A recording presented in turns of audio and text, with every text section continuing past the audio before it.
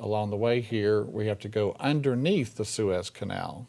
There's a tunnel going underneath the Suez. It's over a mile in length. That's one way of going through the waters on dry ground, yes, I suppose. Yes. So our driver's taking us through the tunnel here, and we've got an abbreviated video segment of it as we enter. And it's a quite nice, but it is a small, 2-lane tunnel. But then we come out the other side after driving over a mile, and we have just left Africa, and we're now in Asia. And we're going to go across the Sinai Peninsula, similar to the route that the children of Israel took. And albeit not on asphalt. Yes, yeah. Right. Along the way, we saw this truck in front of us that said, "I love Jesus." Of course, we're in a Muslim country, but we thought that was interesting. That's very gutsy in a Muslim country. Right. And so we went through some checkpoints on the way, going through. Were you ever questioned about your video along the way by those in the checkpoints? Well, usually our driver would tell us to put the cameras down. Probably a wise choice. Yeah, right. We don't want to be hauled off to jail. No. So along the way, you see all the flat terrain. This would enable them to travel more quickly across the Sinai. They want to get out of Dodge as fast as possible. Mm-hmm. And 3 million people in tow, if not more. Yes. Mm-hmm. So again, we're taking video, different segments along the way. Again, you see the flat terrain as we're heading further east. And again, this may be an area where we kind of headed south. And again, you see a really flat area where the children of Israel would have journeyed through here. They would have never suspected that they would be entangled in the desert, as the word says, encountering a Wadi Watir after seeing this. Yes, I'm sure a lot of the men that knew the area, when they turned south, they became concerned, where is Moses taking us? Right. But well, as Michael Rood points out in his video, Nueva, in the beach, you're pretty much cornered. You've got yes, wilderness to one direction and armies to the other. Yes, right. And so in this area, we're getting closer to the Wadi Watir that goes through the mountains. Again, the flat, nice terrain. And here's the beginning of the Wadi Watir. It's a wider area, but you see the mountains on the right and the left. And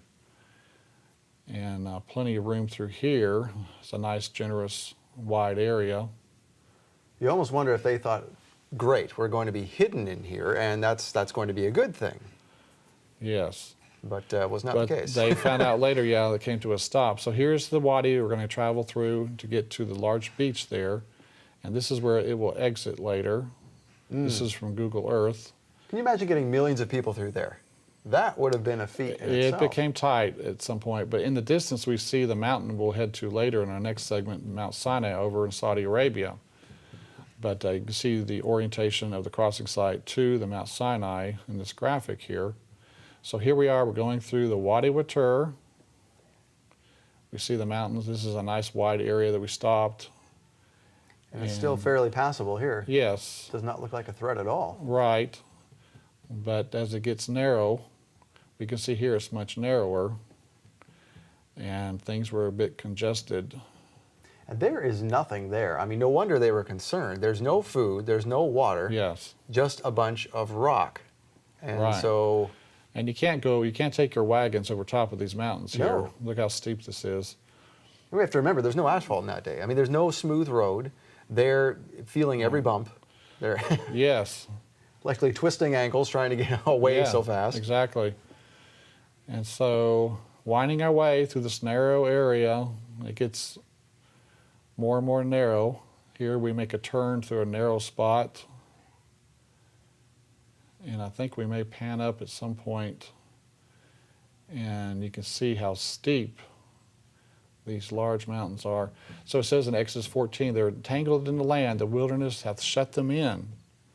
So Exodus is telling us they're going through the Wadi Watir, they feel all shut in, they're entangled, they're winding their way through these narrow mountains. And yeah, for those who argue a different crossing point, that verse would not make sense. Right. Where are they going to be literally entangled? Yes, and you can see how steep it is. Very steep there. We shot up there, And again, very narrow. You're not going to go over top of these mountains. But Josephus said, for there was on each side a ridge of mountains that terminated at the sea, which were impassable by reason of their roughness and obstructed their flight.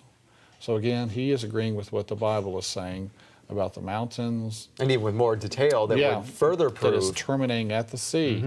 And here we're getting closer to the exit point, closer to the beach where they'll come to a stop.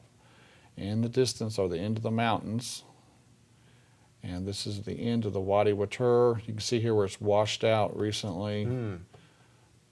Now, had you wondered as you were approaching this, where did that fire come down and separate the Egyptians from the Israelites? We will see evidence of it.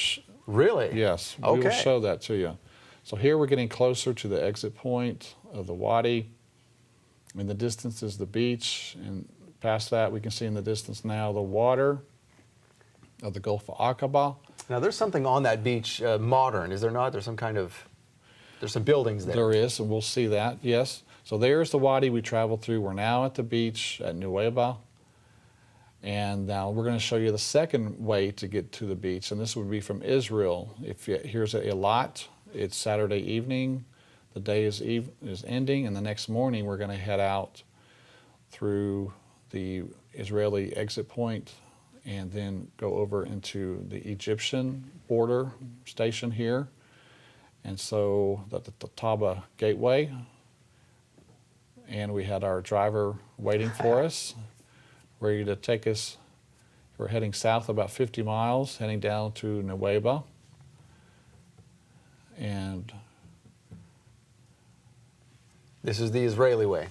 This is from Israel, yes. Okay. You can get to it from Israel. And on the left, we can see the waters of the Gulf of Aqaba. So I'm here in the back seat. We see the water. Oh, there it is there, yeah. On the left, the Gulf of Aqaba. That is the Yam Suf, or Red Sea, spoken of in the Bible. There is the Pharaoh's Island, built in the 11th century by the Crusaders. I guess they were controlling movement through the area. It's a very interesting castle. And here in Egypt, things are poorer compared to Israel, but a lot of vacant buildings, a lot of unemployed, but we're continuing to head south. Now, when was this video shot? This was November of 2016. Okay, so this is after all the unrest and the Arab Spring. Yes. And all the rest of it. Yes. And then there's Nuweiba, jutting out into the water, 5 miles long, 3 miles across. So it's large enough to hold 3 million people. That is larger than one imagines seeing the photos from the aerial view. In the background there is the Wadi Watur we came out of, emptied out onto the beach here. This is from our hotel. And you can see the Wadi Watur right there. So this is what, minus the buildings, of course, this is what the Israelites saw. Yes. When they looked back and saw the Egyptians coming. Some have called this Piharoth, mouth of the hole or canyon, which is, you know, it's a major point to make note of because you're exiting the mountains. So it may be Piharoth.